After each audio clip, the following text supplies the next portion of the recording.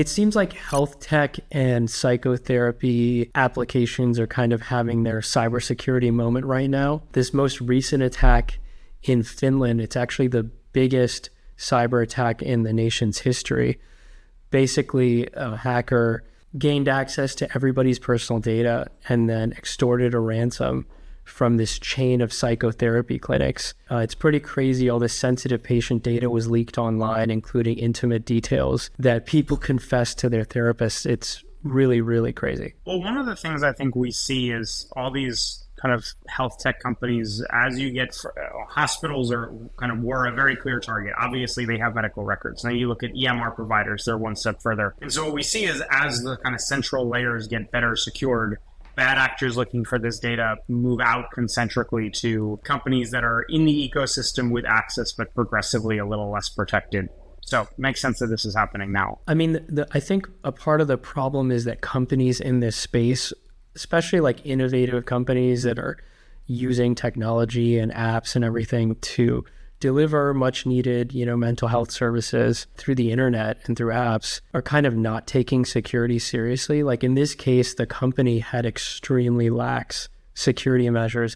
They completely disabled all of their network firewalls. There was no password at all on the system administration accounts for their network. They didn't take security seriously at all, it seems like. Well, one of the, I see this a lot when I talk to companies that are going direct to consumers, unless you have a big business client that's going to force you to take security seriously or refuse to do business with you, a lot of companies just don't take it seriously. And so when you have apps like this one, which are their customers or individuals, if Amir is getting psychotherapy, he's probably not going to do a security review of the platform.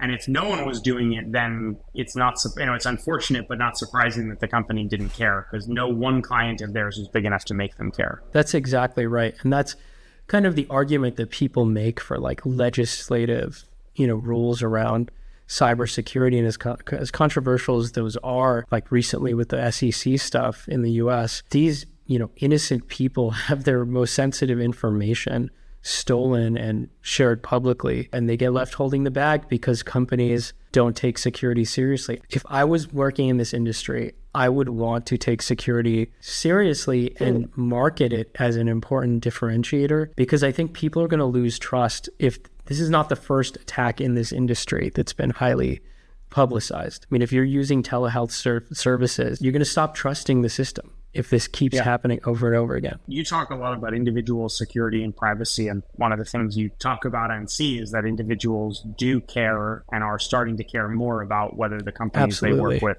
take this seriously. If you had a chance to talk to somebody running like a telehealth or digital therapy service company, like what would you tell them to do? Like what would be your advice to get started? I think this breach is a good example of how like the problems that typically occur come from getting like the basics very wrong. It's like a dentist who kind of has a patient who hasn't brushed their teeth in 15 years. Like, on the margin, is brushing your teeth a little better, like with a different toothbrush, going to help? Absolutely. But the problem that this company had isn't that they got the wrong toothbrush, is that they hadn't brushed their teeth in 15 years. So the advice I have would be to really start with the fundamentals of security. Just care, implement passwords, implement MFA, go through the kind of standard list of policies and put those in place. They're going to get most of the benefit from that. Whether then they needed to do additional email security or additional configuration of something, maybe not. But going from nothing to just the basics that are required by either any of the audited frameworks or just even our basic startups program would have covered this incident for sure.